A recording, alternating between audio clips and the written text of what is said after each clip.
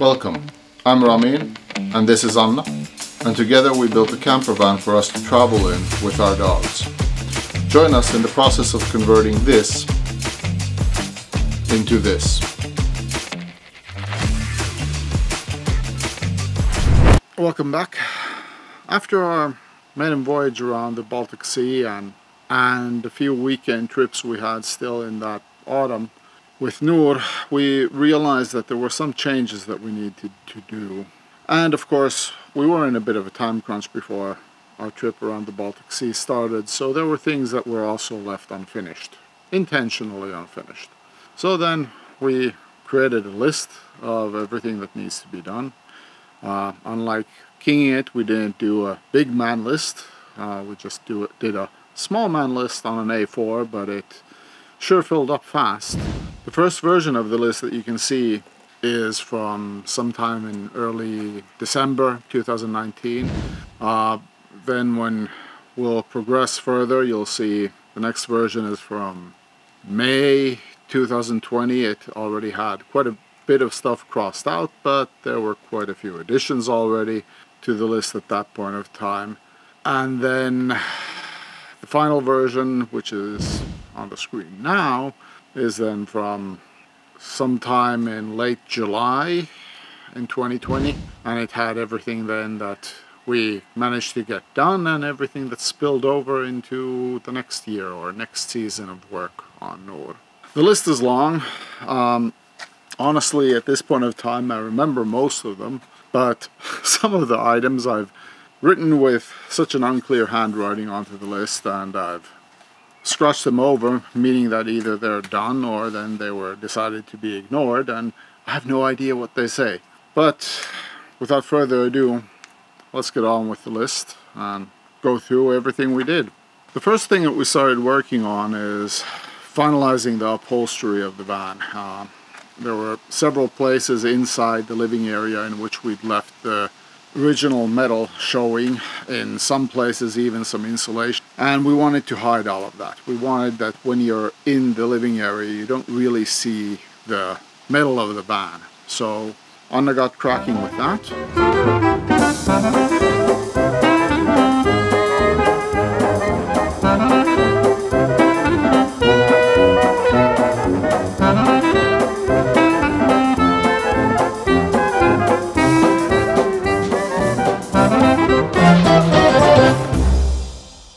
There we have it. No more ugly crack. I'm sorry about my waving around every now and then. There's mosquitoes in the air. What else? It's Finland and it's summer. There's always mosquitoes in the air. One of the issues we noticed very early on, as soon as the weather started getting any cooler, is that we'd originally set up the heater to directly take its air intake from outside, which worked okay when the temperatures weren't that cold. But then when the temperatures got colder, the heater was working at full blast, and still it had a hard time heating up the air. So one of the things that we did was temporarily block that intake, and then we just had the heater take the air inside the van, that it then was heating up even more and blowing out. We later on then did in fact rework the intake that we had so that we put a closing vent there so that we can use it to get more fresh air into the van still. I've been fiddling around with some red LED lights to put on the sliding door when it's opened and closed. This was the first test of all of the connections.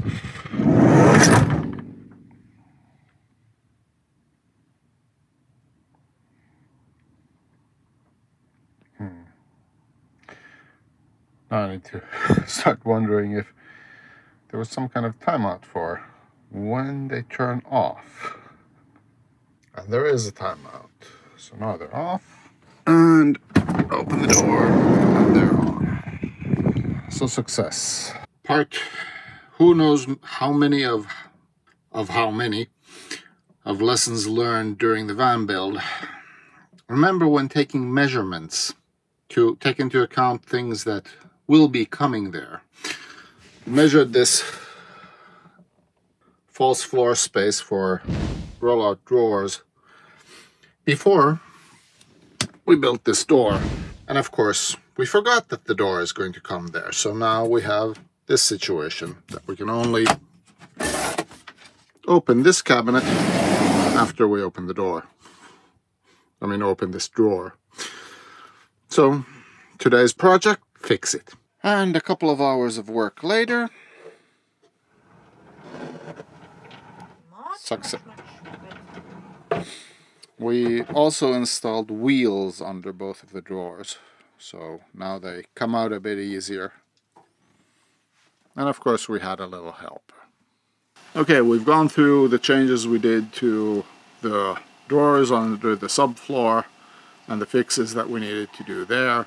The wheels have in fact been a really good added benefit on the drawers. They open really easily even when they have over 20 kilos of dog food in them. And then another thing that we noticed is that under the bed where the dogs are, or at least two of the dogs when we travel, it's quite dark. We installed this strip light for the dogs to light up this area where the dogs spend quite a bit of time, especially when we're driving. The light we had here in the back originally was pointing directly outside, and that didn't really work. It mostly blinded you when you turned it on instead of helping it at all. So we dropped the light under the support of the bed, and then we installed another light for the water storage area, so if we ever needed to work in that area we had a bit more light there. One of the things we've noticed that we don't like is the sink. It's just too small. We are about to update our sink to this one. Old one and new one. With the sink change, we mentioned in the clip we filmed a few years ago that we didn't like our small round sink. The reason for this was quite simple. We'd originally decided to get a small sink and shallow and round just to save space. We thought that we don't need all that much sink space because we'll just have a few dishes that we need to wash, but that sink was really too small. You couldn't really wash a frying pan or anything like that in it. It was just unusable.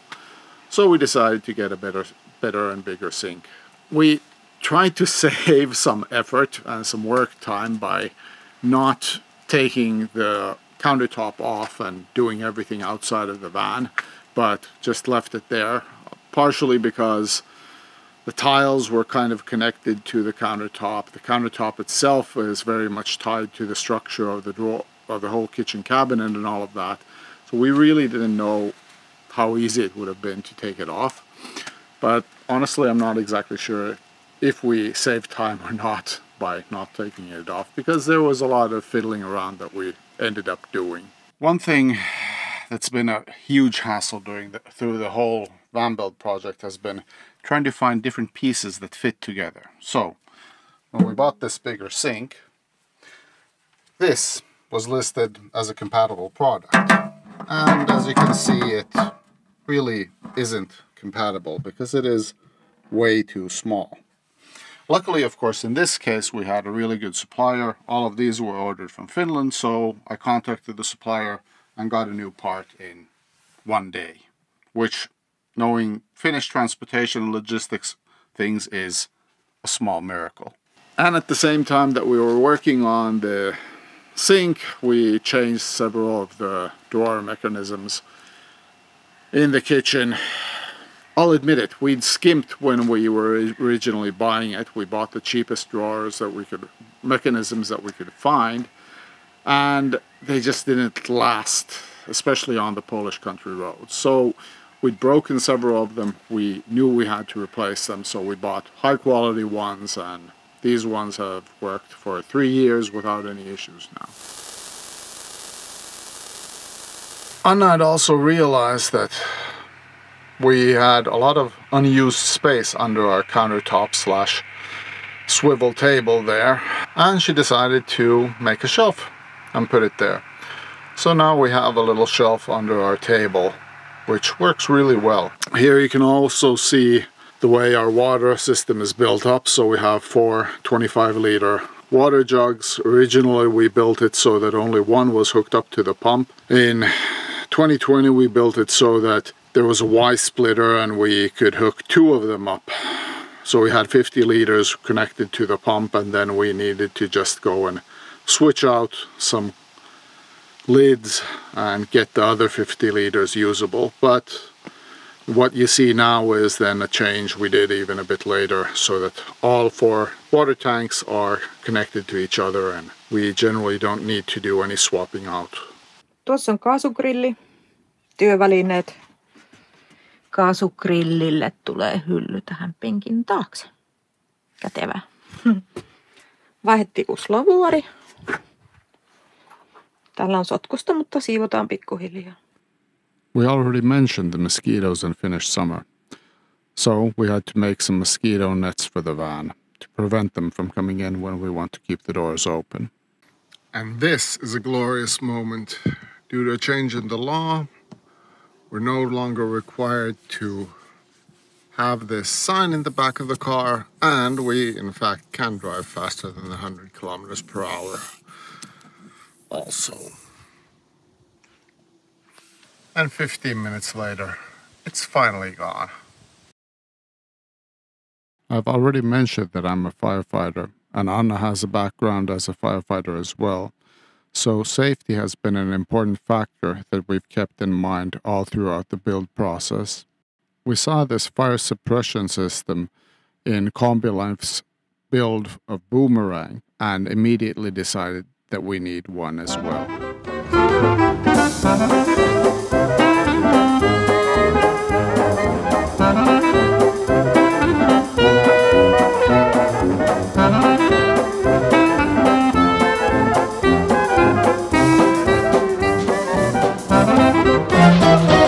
It was a surprisingly easy install process. All that was really needed was a bit of time. And now we just need to hope that it will never be used. And that about does it. Now just to check that the hood will close.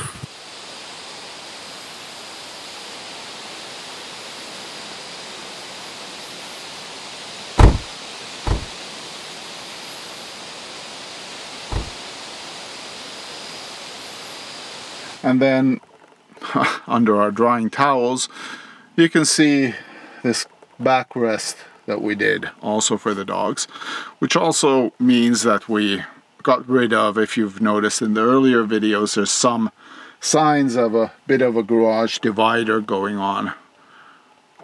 Right here, we got rid of that because we noticed that we just weren't using it at all.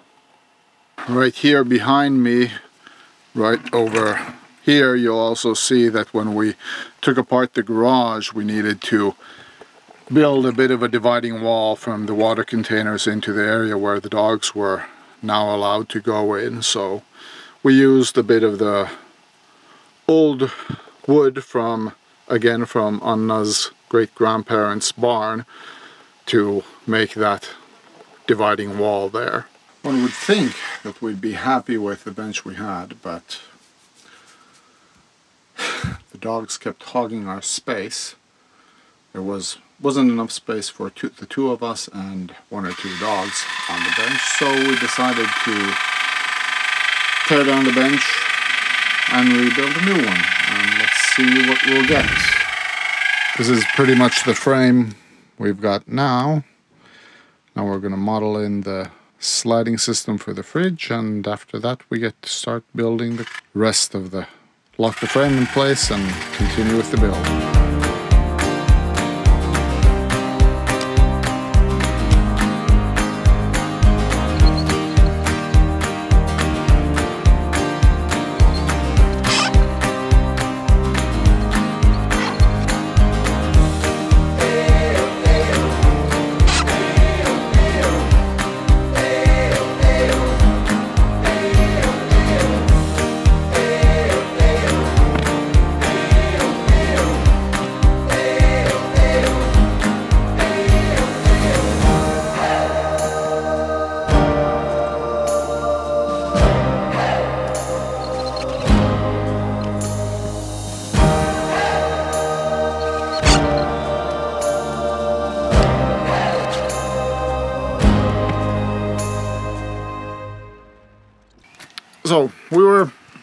in a time crunch before we left for our trip to Lofoten. And while we did, like you saw, we started filming and started talking to the camera when we were working on the changes to the bench. We didn't film anything of the finished product. So here's a quick description of what it actually looks like now. First of all, the Noor logo is of course still there. We put in a small flip-out table that we can use, handy for a coffee cup or something when you're outside of the van. Then it pulls out, so we built some latch mechanisms there. So it pulls out, we can spread out. Now we have cushions for the whole distance, and it's even designed in a way that when we close the door, it'll pull out even further to the space that the door frees. And then our fridge used to open in the same way that the pull-out works, and now the fridge will open that way into the living area of the van. Sure, that takes up or reduces the amount of floor space we have available, and it also means that the dogs might have to move when we need to open the fridge, but hey, that's life. One aspect of internet connectivity people don't usually talk about is that when you're, especially in a van that's got this metal cage around you, when you're in a place with poor reception, it doesn't always make it easy to have internet connectivity in the living area of your van. So to solve this, what we did was buy an external vehicle modem, have a SIM card for that, and then we have it installed in the cockpit with all of the antennas behind the windshield, so that even when we're in an area with fairly poor cell reception, for example, our phones inside the van, in the living area of the van, might not have any reception at all, we still usually get good enough internet for it to be usable and for us to be able to work while parked up.